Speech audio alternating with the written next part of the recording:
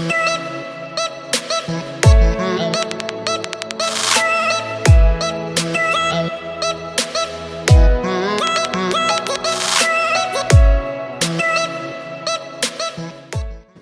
friends, I'm so excited to have my friend Donalyn Miller here. You know Donalyn from all of her great work in The Book Whisperer, Reading in the Wild, in classrooms and libraries, in reading summits and conferences, on stage. She is an amazing advocate for children and for reading. And I was wondering, Donalyn, if you could tell people some tips that you have for book talking, because I know the importance of book talking and how much people want to give book talks, but sometimes if you're just getting started, maybe you don't know how to give a book talk to kids. We did some book talks today. We did. That was so much fun. It was really fun. Well, I mean, obviously the best way to prepare for a book talk is to read the book, because I think those heartfelt testimonials where you come into your classroom or you're talking to kids and you say, I love this book, I couldn't wait to tell you what it's about. You give them a little bit of information and then ask who would like to read the book. That works. That gets kids excited. They feed off our excitement. I know we can't always outread the kids. We have a fly in here who's trying to participate. We know we can't always outread the kids though, and we can never keep up with them. So if you don't have time to read the book, I think being transparent with kids and just letting them know, hey, I haven't had a chance to read this book yet, but here's what I've heard about it. How about I read the first couple of pages? Or you pick one poem out of it to read, or 1 2-page spread that you can share with kids. Anything to kind of introduce them to the book and get them excited. I don't think you have to make a big production out of it, though. You don't have to write a script. You don't have to make it some kind of dog and pony show. I know if I had to do that every time I did a book talk, I would do a lot less book talking. And I would rather do them more often and make them more spontaneous. Now, we want to do book talks in the classroom with kids every day. Of course, our librarian colleagues are book talking when kids come to the library, and librarians kind of lean naturally into that. You want to take it to the next level, administrators doing book talks over the announcements, getting kids excited, or bringing in class of the week or community members to do book talks. And then ultimately, of course, we want to take that back to the kids, because no matter how good we are at making book recommendations to a 5th grader, the best person to make a book recommendation to a 5th grader is another 5th grader. And so the modeling that we're doing with book talking is really teeing kids up to do book talking themselves. Also teaching kids how to stop talking.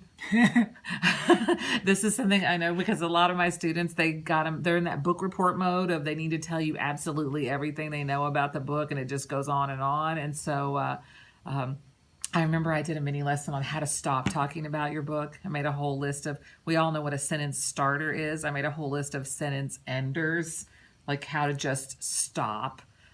Which was a lot of fun. Yeah. For about a month, every book talk in my classroom ended with, and the adventure continues, because that was the one on the poster the kids liked best. Had a lot of pizzazz. I think your enthusiasm for books is infectious to the kids. And so that, just be real, be authentic with it. Yeah. And one thing that I'll add, it doesn't have to be the whole class. No. You could book talk to a group. You could book talk to, you have some kids who are reading The Land of Stories. Maybe you bring them one of Grace Lynn's books, Where the Mountain Meets the Moon, or something like that. Mm-hmm. So, or maybe one kid has read Hatchet, and you say you want to book talk to him, The Wild Robot. Mm-hmm. And the kids love that personal touch, that this is a book talk just for you. Yeah. We did that all day with your kids. We're like right in the classroom library, pulling out books. Then it feels more like a personalized recommendation. I mean, it is. Because that's what it's going to look like in the real world. Mm-hmm. Most likely, kids aren't going to stand up in their business meeting and give a book talk about the latest Suzanne Collins book. Maybe. That would be perfect, wouldn't it? That would be amazing. I would like meetings a lot more if that happened. Yeah. So now it's your turn. One question you have for all of our wonderful friends watching. So what's one book that you're enthusiastic about right now that you wish you could just find somebody to book talk it to? And I want to, empower you to do that. So what book would you say? Oh gosh, what book would I say? There's so many great books. I just finished reading. You read a great book today. Why don't you share that book? Yeah, get it.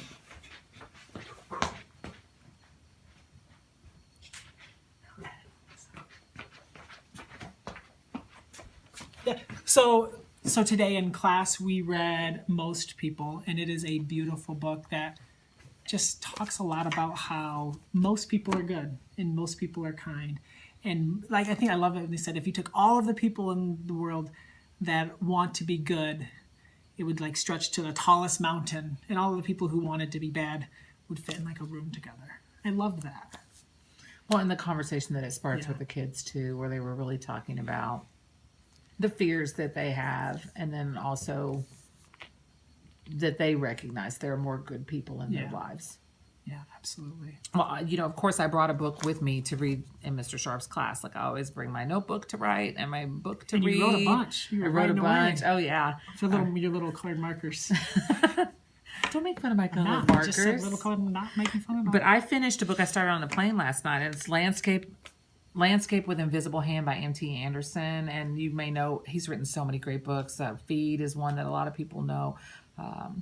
But this is a sci-fi book that's about a world where the aliens have actually invaded our planet, and it's not going that well. They're basically taking over. They've created a caste system almost, where the people who have a lot of money and are able to participate in their industries are doing well, and everybody else is suffering. And so it's about a boy and his family and their very hard circumstances and their efforts to try to overcome all the adversity that they have as a result of this alien presence, because aliens aren't leaving, so they have to learn how to live with it. And he's a painter and paints these very stark portraits of what he sees going on, his human world with this alien world in the background in every single painting that he does. So if you know M.T. Anderson's books, they're all kind of trippy and really brain bending and make you think really hard. And so it may be a little skinny book, but there's a lot of things in here to think about.